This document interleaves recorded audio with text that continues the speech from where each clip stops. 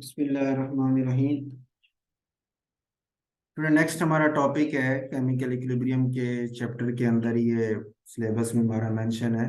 Relationship between free energy change and equilibrium constant. कि जो free energy change delta G से हम इसको रिप्रेजेंट करते हैं उसका और इक्विलिब्रियम कांस्टेंट इन दोनों का आपस में क्या ताल्लुक है, क्या रिलेशनशिप है। तो असल में हमने ये प्रूव करना है, ये रेड इंक से मैंने लिखा हुआ है delta G not is equal to minus R T natural log of K P. K P से मुराद इक्विलिब्रियम कांस्टेंट हो गया यहाँ पार्शियल प्रेशर की सेंस में है, और टी से मुराद टेम्परेचर, आर गैस कांस्टेंट है, और डेल्टा जी नॉट क्या है, free energy change. Delta G को फ्री एनर्जी चेंज कहते हैं, डेल्टा जी नॉट को स्टैंडर्ड फ्री एनर्जी चेंज कहते हैं ना। स्टैंडर्ड कंडीशन में जो मेजर की होगी उसको स्टैंडर्ड फ्री एनर्जी चेंज का नाम देते हैं। तो हमने ये फार्मूला ड्राइव करना है, प्रूव करना है। सपोज करें हमारे पास ये रिएक्शन है, ए और बी मिलके सी और डी बना रहे हैं, तो डेल्टा जी की हमारे पास एक्सप्रेशन आता है delta G is equal to G two minus G one is equal to N R T natural log of P two over P one. ये फार्मूला कैसे आया ये भी आपको एंड पे मैं बताऊंगा। अगर पेपर में आपका ये सवाल हो ना, relationship between free energy change and equilibrium constant, तो आप यहीं से स्टार्ट करके ऑनवर्ड मूव कर सकते हैं। ठीक है, और उसके हवाले से ना शॉर्ट क्वेश्चन हो या लॉन्ग हो तो आप उसमें देख सकते हैं। बाकी इसका प्रूव जो है वो भी इतना लंबा चौड़ा नहीं है कि ये डेल्टा जी इस चीज, ये इक्वेशन नंबर वन कैसे आती है वो भी एक आध पेज का इसका ड्राइव प्रूव हो जाता है। वो इस ये मैं पूरा समझा के ना उसके बाद फिर वो आपको ये फार्मूला कहाँ से आया वो भी डिस्कस करता हूँ। अच्छा, अब आप ये समझे कि ये डेल्टा जी आपके पास ये फार्मूला है G two minus G one is equal to N R T natural log of P two over P one. इसका क्या मतलब है कि जब प्रेशर पी वन था यानी 1 atm था, उस वक्त जो उसकी फ्री एनर्जी चेंज है जी वन, उसे हम समझते हैं वो जी नॉट है, स्टैंडर्ड है।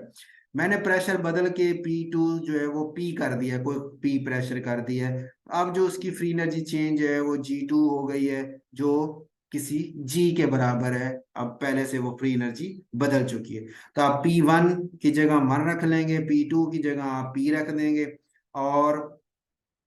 जी टू की जगह आप जी, और जी वन की जगह जी नॉट रख देंगे। ये वैल्यूज पुट करते हैं तो ये वाली शक्ल हमारे पास आ जाती है। असल में तो ये था ना जी माइनस जी नॉट था ना, जी वन की जगह जी नॉट, तो माइनस इधर आके प्लस हो गया, तो ये शक्ल बन गई G is equal to G not plus R T natural log P over one. अच्छा, एन से यहाँ थे नंबर ऑफ मोल्स ना,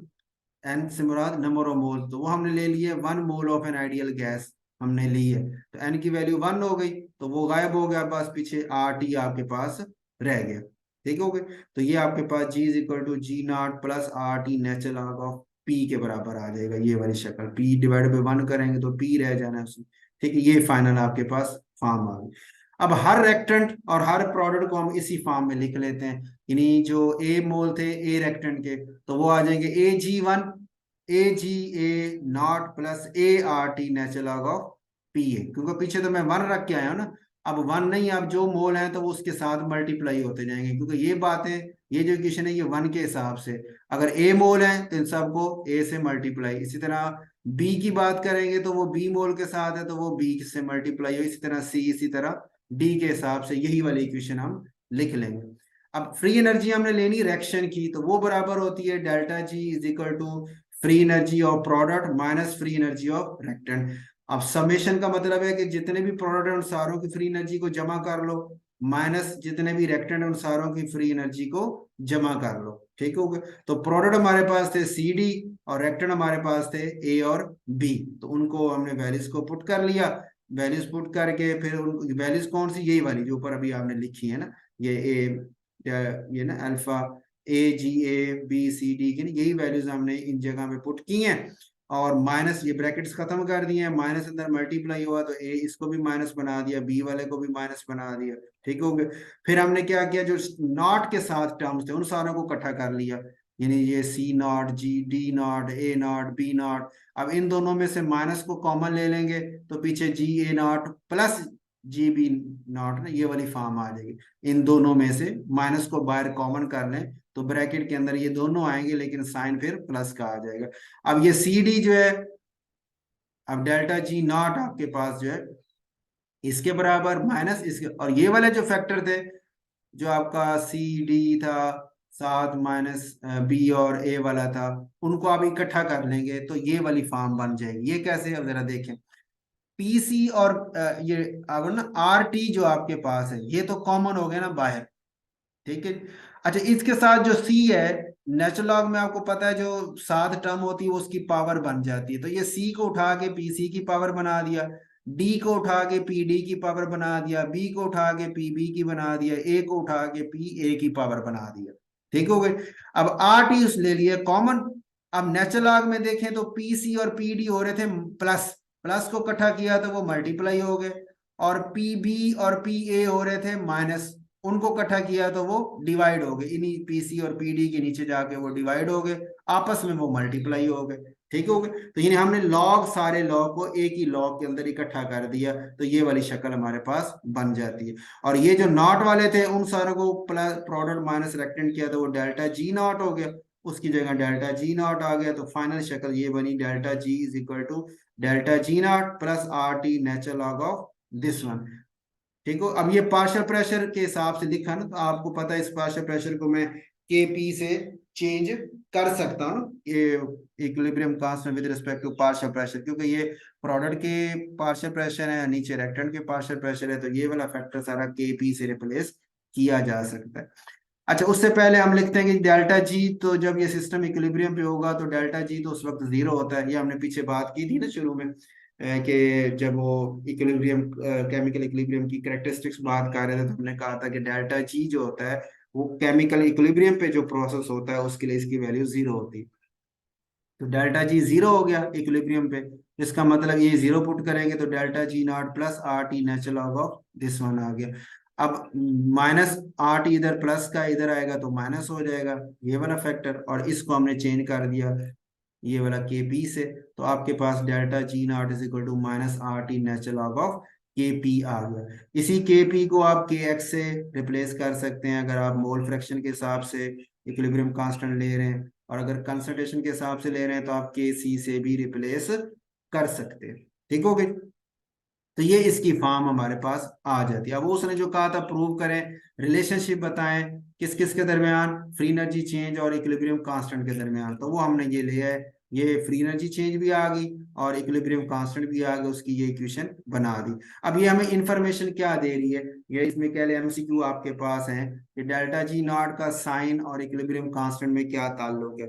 हम कहते हैं अगर डेल्टा जी नॉट आपका नेगेटिव आता है, अगर डेल्टा जी नॉट नेगेटिव है तो फिर रिएक्शन स्पॉन्टेनियस होता है। स्पॉन्टेनियस का मतलब ये है कि इक्विलिब्रियम कांस्टेंट की वैल्यू जो है वो यूनिटी से ग्रेटर होगी, एक से बड़ी होगी। बड़ी होने का मतलब, देखो ना, इसका वैल्यू बड़ी होने का मतलब ये है ना कि प्रोडक्ट ज्यादा होगा और रेक्टेंट कम होगा, ऊपर वाली क्वांटिटी ज्यादा होगी तो नीचे वाली कम होगी, तो जब आप डिवाइड करेंगे तो आंसर 1 से बड़ा आएगा। तो केपी का 1 से ग्रेटर होने का मतलब प्रोडक्ट ज्यादा और रेक्टेंट कम, यानी डायरेक्शन प्रोडक्ट की तरफ जा रहा है, फॉरवर्ड डायरेक्शन में जा रहा है, ठीक हो गया। अब पहला पॉइंट तो ये कि डेल्टा जी नेगेटिव है तो केपी 1 से ग्रेटर क्यों है। डेल्टा जी नॉट जब नेगेटिव होगा तो नेगेटिव होने का मतलब ये माइनस और ये माइनस तो कैंसिल हो जाएंगे,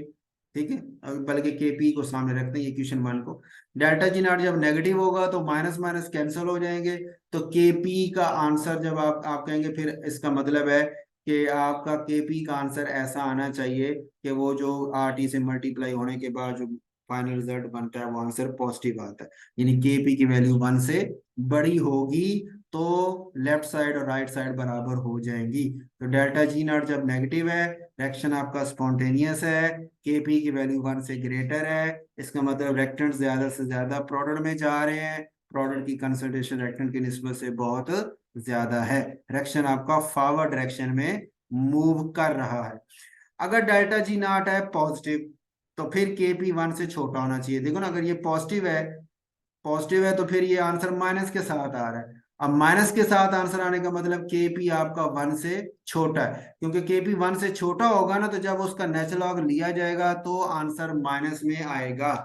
ठीक हो गया, वरना माइनस में आंसर नहीं आएगा, ठीक है, क्योंकि टेम्परेचर माइनस में कभी होना नहीं है। डिग्री सेल्सियस हम लेते हैं ना, और सॉरी केल्विन लेते हैं, तो केल्विन आपको पता है वो डिग्री सेल्सियस जो भी हो, केल्विन में जब बदलते हैं तो वो तो 273 उसमें जब वो ऐड हो जाता है तो वो तो प्लस बना देता है, ठीक होगा। तो केल्विन में हम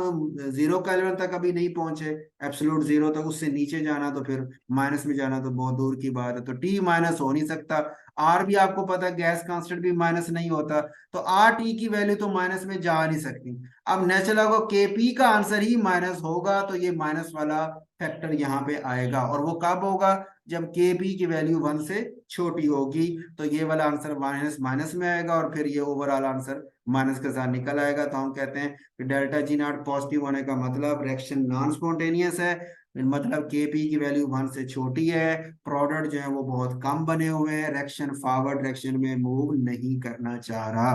और अगर डेल्टा जी नॉट की वैल्यू 0 हो जाए, तो फिर आप कहेंगे कि सर इक्विलिब्रियम कांस्टेंट की वैल्यू 1 हो जानी चाहिए, क्योंकि रिएक्शन आपका इस वक्त इक्विलिब्रियम में है, और इक्विलिब्रियम में होने की वजह से के पी का वैल्यू जो है वो 1 के बराबर आएगी। ठीक है जी। डेल्टा जी नॉट जब 0 होगा, तो ये 0 होने का मतलब ये है कि वो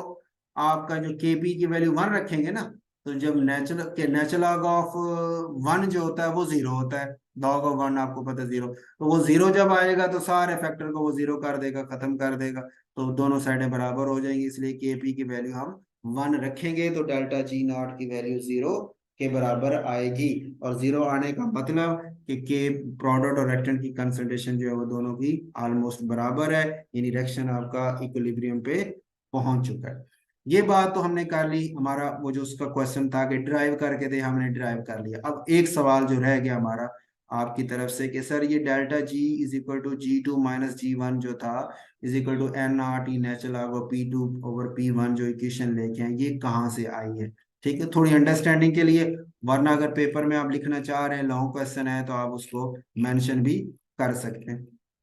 अब ये कैसे लेके आया, उसके लिए मैंने ये आपको शो कर रहा हूँ कि हमारे पास जो फ्री एनर्जी चेंज है ना, इसका फार्मूला होता है H minus T S. H से मुराद एंथैल्पी है,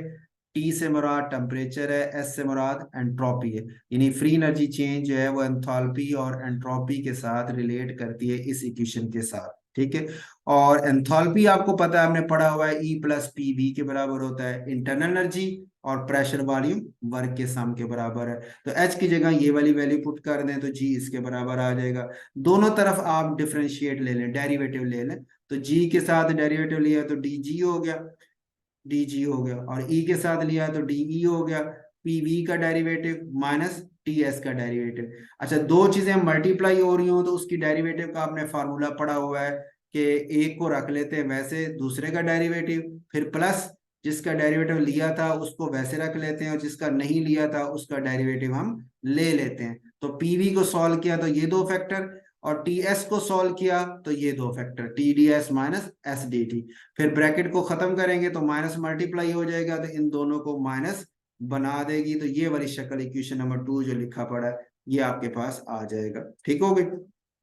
इसके ऊपर फिर आप नीचे देखेंगे, इसी इक्वेशन में डीई की जगह मैंने पुट किया, अच्छा डीई इंटरनल एनर्जी का फार्मूला होता है ना, हीट माइनस वर्क,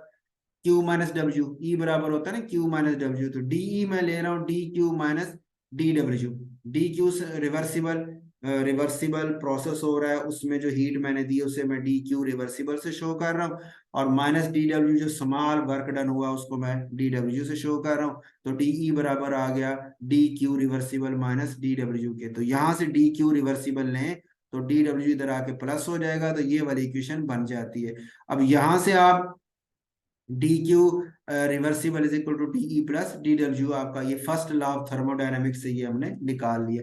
अच्छा, अब जो एंट्रोपी है वो बराबर होती है हीट ओवर टेम्परेचर के, कि किसी रिवर्सिबल प्रोसेस को आप जो हीट देंगे किसी खास टी टेम्परेचर के ऊपर, तो वो जो हीट दे में जो दे रहे होंगे वो उसकी एंट्रोपी को चेंज करने में इस्तेमाल हो रही है। एंट्रोपी की टर्म हमने आपको याद होगा लास्ट टाइम भी डिस्कस की हुई है, करेक्ट थ्योरी ऑफ गैसेस में भी ये टर्म आई थी कि डिसऑर्डरनेस ऑफ अ सिस्टम, उसको ये एक्सप्लेन कर रही होती, जितनी डिसऑर्डरनेस ज्यादा होती है एंट्रोपी भी ज्यादा होती। तो डीएस का फार्मूला आ गया G D Q reversible over T के,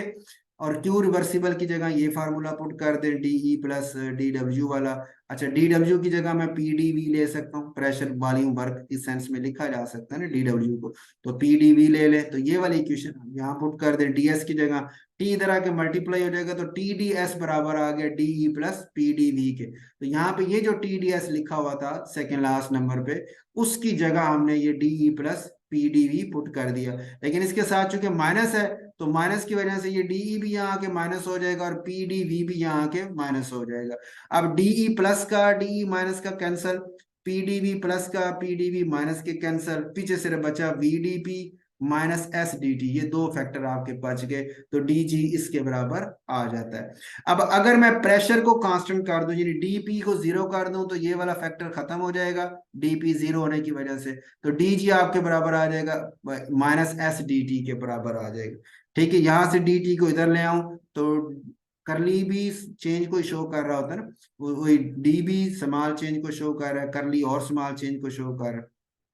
करली जी और करली टी जो है एट कांस्टेंट प्रेशर जो है वो बराबर आ जाएगी माइनस एस के। करली जी और curly T at constant pressure is equal to minus S. ठीक हो गई। और अगर इसी क्वेश्चन में मैं टेम्परेचर कांस्टेंट कर दूं, यानी डी टी जीरो कर दूं, तो फिर ये एस डी टी वाली टर्म जीरो हो जाएगी, तो डी जी बराबर आ जाएगा वी डी पी के। तो वी डी पी ये आ गया, यहां से डी पी इधर डिवाइड कर दें तो ये वाली सेंस हमारे पास बन जाती है कि एट कांस्टेंट टेम्परेचर जो फ्री एनर्जी चेंज है प्रेशर के साथ वो वॉल्यूम के बराबर आती है। अच्छा, इसी इक्वेशन को लें जो D G is equal to V D P isothermal process है, इसी इक्वेशन को लें तो डी जी से मुराद डेल्टा जी अगर मैंने निकालनी है तो जी टू माइनस जी वन करूं, यानी डी जी को जी वन और जी टू से तक मैं उसको इंटीग्रेट कर लूं कि जी वन, अच्छा जब वो जी वन था तब प्रेशर पी वन था, जब वो जी टू है तो प्रेशर पी टू है, तो वो वीडीपी पे मैंने वो अप्लाई कर दिया इंटीग्रेशन के साथ। ठीक हो गया। अच्छा, वॉल्यूम बराबर होता है जनरल गैस इक्वेशन के मुताबिक P V equal to N R T में से वी लिया तो वो आ गया n R T over P के, तो n R T over P इस वी की जगह पुट कर देंगे, तो एन भी बाहर, आर भी बाहर और टी भी बाहर, क्योंकि वो कांस्टेंट है, सिर्फ पी नीचे रह जाएगा पी के साथ ना। तो अब डी पी ओवर पी जो है आपने पढ़ा है ये इंटीग्रेशन में रूल के कोई फैक्टर नीचे हो, पावर उसकी वन हो और उसका डेरिवेटिव ऊपर मौजूद हो, तो उस नीचे वाले का हम नेचुरल लॉग ले लेते हैं। तो एन आर टी के साथ आ गया natural log of P, P one और पी टू आ गया साथ इसके। ठीक हो गए। अच्छा, अब वो नेचुरल लॉग इसकी जब ये वैल्यूज पुट करेंगे तो natural log of P two minus natural log of P one आ जाएगा, दो लॉग को जब इकट्ठा करेंगे तो माइनस की वजह से वो डिवाइड हो जाएगा, तो natural log P two over P one आ जाएगा। तो आपके पास ये क्वेश्चन आ गई, delta G is equal to G two minus G one is equal to N R T natural log P two over P one. तो ये बिल्कुल वही क्वेश्चन है जहां से हमने ये भी स्टार्ट किया था, ये जिससे हमने क्वेश्चन नंबर वन स्टार्ट की थी ना, तो वो ये क्वेश्चन इस तरह ड्राइव की गई है फ्री एनर्जी चेंज के फार्मूले से, और फिर करके हमने उसको एंड पे ये सॉल्व किया और इक्विलिब्रियम कांस्टेंट का रिलेशनशिप हमने निकाला हुआ है फ्री एनर्जी चेंज के साथ।